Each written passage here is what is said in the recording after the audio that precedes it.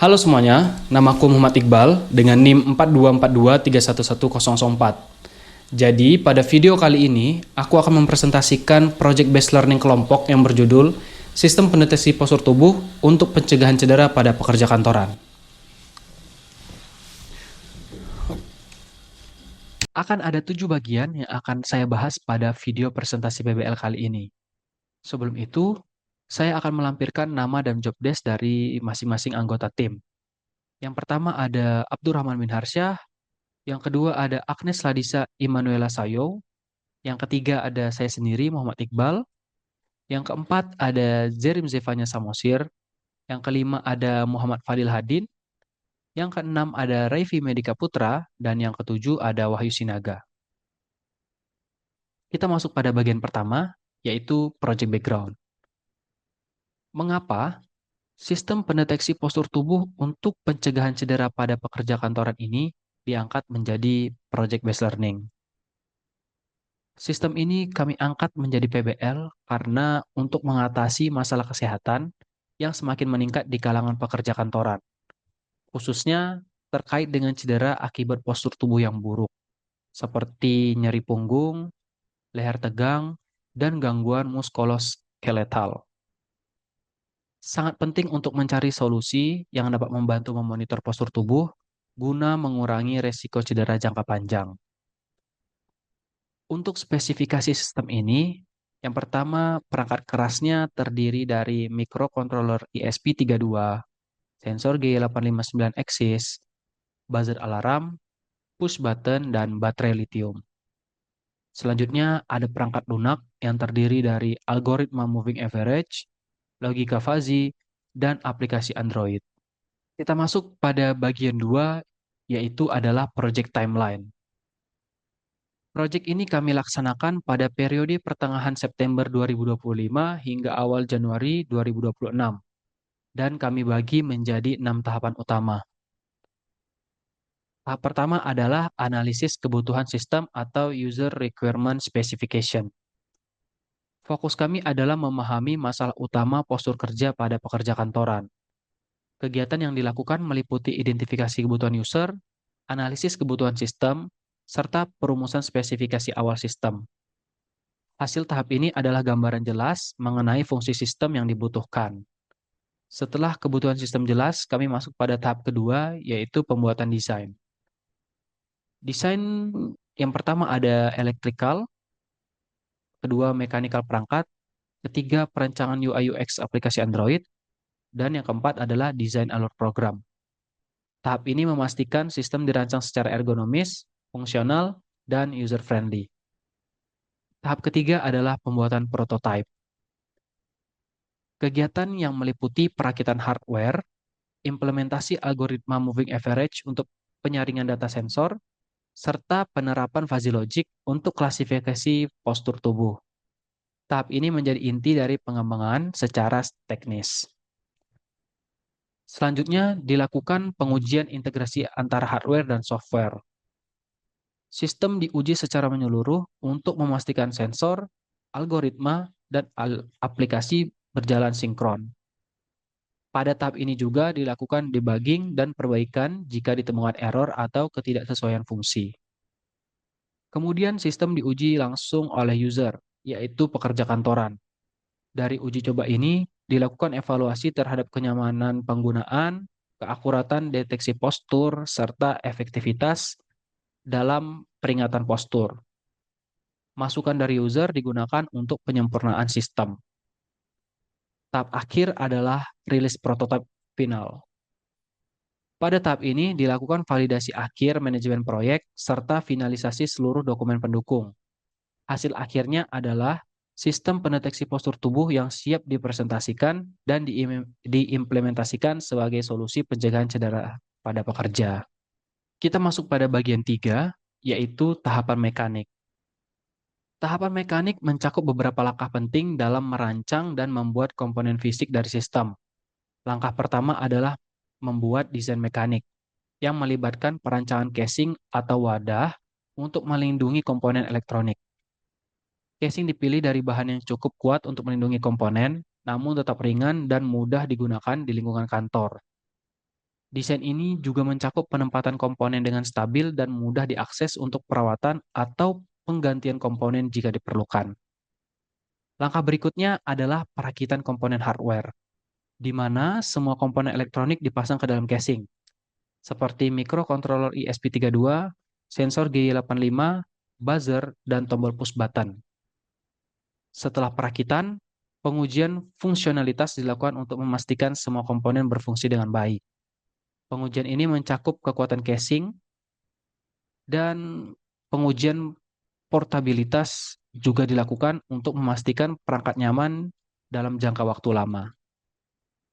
Kita masuk pada bagian 4, yaitu tahapan elektrikal. Bisa dilihat di sini ada ESP32 yang kami gunakan sebagai pusat kendali sistem. ESP32 berfungsi sebagai mikrokontroler utama yang memproses data sensor, menjalankan algoritma pengolahan postur, serta mengontrol output sistem. ESP32 dipilih karena memiliki performa tinggi, konektivitas Wi-Fi atau Bluetooth, dan cukup efisien untuk sistem wearable atau portable. Ada juga di sini sensor GY859 Axis sebagai pendeteksi postur.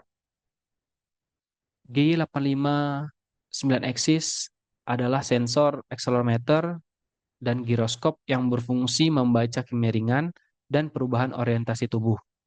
Sensor ini terhubung ke ESP32 menggunakan komunikasi I2C lewat pin SDA dan SCL.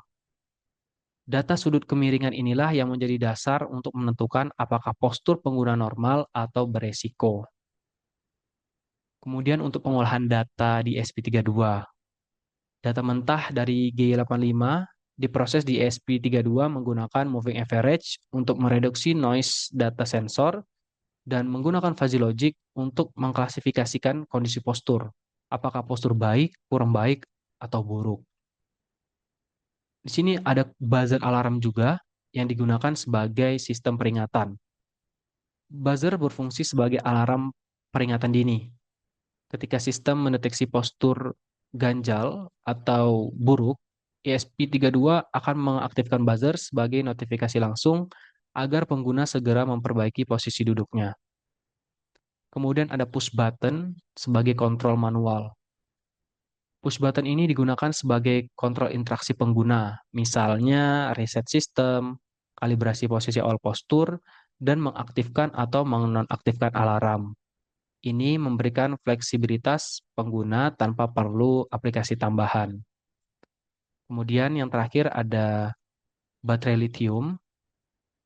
Baterai lithium ini digunakan sebagai sumber daya eksternal sehingga perangkat bersifat portable dan dapat digunakan langsung di lingkungan kerja tanpa bergantung pada listrik permanen. Kita masuk pada bagian 5, yaitu diagram alir program. Di sini saya membaginya menjadi dua fase. Yang pertama ada fase inisialisasi dan koneksi Wi-Fi.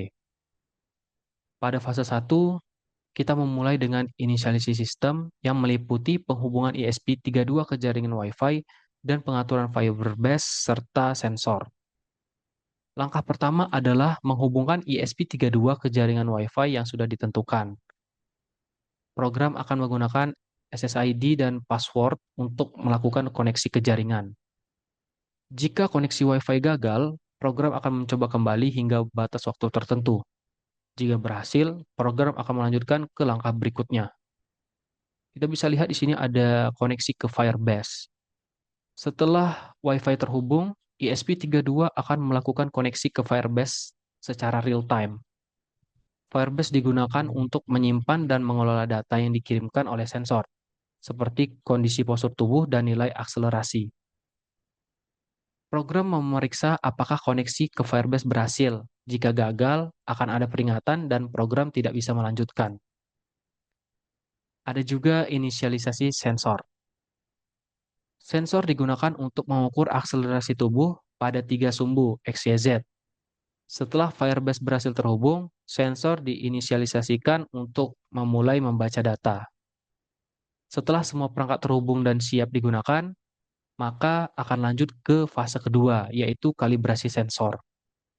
Pada fase 2 ini, program melakukan kalibrasi sensor untuk memastikan pembacaan yang akurat. Sensor akan membaca nilai akselerasi pada 3 sumbu X, Y, Z, dan nilai ini digunakan untuk menentukan orientasi atau postur tubuh. Selama kalibrasi, program akan menghitung offset dari nilai X dan Y. Offset ini digunakan untuk mengkoreksi nilai pembacaan sensor agar lebih akurat dan sesuai dengan posisi tubuh yang sebenarnya. Program akan mengumpulkan banyak sampel data untuk mendapatkan nilai rata-rata yang lebih stabil dan mengurangi pengaruh noise. Jika kalibrasi berhasil, program akan melanjutkan ke pembacaan data sensor secara rutin atau looping pengulangan. Jika kalibrasi gagal, program akan mengulangi proses kalibrasi hingga mendapatkan nilai yang stabil. Intinya, pada fase 1 berfokus pada inisialisasi dan koneksi antara ESP32, Wi-Fi, Firebase, dan sensor. Di sini, perangkat utama dalam sistem disiapkan untuk membaca dan mengirimkan data. Kemudian untuk fase kedua, melibatkan kalibrasi sensor untuk memastikan data yang dibaca itu adalah akurat, dengan menghitung offset untuk mengkoreksi nilai sensor dan mempersiapkan sistem untuk pengukuran postur tubuh yang lebih akurat. Kita masuk pada bagian 6, yaitu problem solving. Tabel ini menunjukkan bagaimana tim kami mengantisipasi dan menyelesaikan kendala utama selama proyek berlangsung. Bisa dilihat pertama pada desain mekanikal, kendala utama adalah desain yang beberapa kali direvisi karena belum sesuai dengan komponen elektrikal dan kenyamanan pengguna. Solusi yang kami lakukan adalah uji ergonomi sederhana dan menentukan satu desain sehingga proses tidak berulang. Nomor 2, pada implementasi fuzzy logic. Waktu pengerjaan sempat melewati rencana karena kompleksitas rule dan proses tuning. Untuk mengatasinya, kami menyederhanakan rule fuzzy dan memfokuskan sistem hanya pada postur-postur kritis yang beresiko cedera. Nomor 3, pada integrasi hardware dan software. Pengujian sempat mundur akibat data sensor dan aplikasi yang belum sinkron. Solusinya, kami menyesuaikan mekanisme sinkronisasi data dan melakukan pengujian secara bertahap berdasarkan alur data. Yang terakhir, pada finalisasi dokumen proyek. Keterlambatan terjadi karena ketergangguan atau ketergantungan pada data teknis dari tahap sebelumnya. Kami mengatasinya dengan menyusun draft dokumen secara paralel dan melakukan finalisasi setelah seluruh data dinyatakan lengkap. Jadi setiap masalah tidak hanya diidentifikasi, tetapi langsung diikuti dengan langkah korektif yang terukur, penanggung jawab yang jelas, dan tenggat waktu yang spesifik. Kita masuk pada bagian 7, yaitu Project Planner. Secara umum, proyek berhasil diselesaikan sebelum benchmark kedua, yang menandakan bahwa target utama proyek dapat tercapai sesuai ekspektasi waktu yang ditetapkan. Namun, jika dilihat pada diagram Gantt yang telah kami buat, terdapat beberapa aktivitas yang mengalami keterlambatan dari rencana awal. Keterlambatan ini terutama terjadi pada bagian implementasi algoritma, khususnya fuzzy logic, integrasi hardware dan software, serta beberapa aktivitas pengujian. Keterlambatan tersebut bukan disebabkan oleh manajemen waktu yang buruk, melainkan karena kendala teknis yang muncul saat pengerjaan, seperti penyesuaian parameter algoritma, sinkronisasi data sensor, serta debugging sistem yang membutuhkan literasi lebih dari perkiraan awal. Meski demikian, keterlambatan ini tidak berdampak pada penyelesaian proyek secara keseluruhan, karena tim melakukan beberapa strategi mitigasi antara lain seperti melakukan penyesuaian durasi aktivitas tanpa menggeser milestone utama, mengerjakan beberapa pekerjaan secara paralel, dan memprioritaskan aktivitas yang bersifat kritis terhadap sistem inti. Hasil akhirnya, seluruh aktivitas mencapai 100% completion atau 100% complete, dan proyek tetap selesai sebelum batas benchmark, dengan kualitas sistem yang tetap terjaga. Mungkin itu saja yang bisa saya presentasikan pada project based learning yang berjudul Sistem Pendeteksi Postur Tubuh untuk Pencegahan Cedera pada Pekerja Kantoran. Untuk kurangnya, saya mohon maaf. Terima kasih.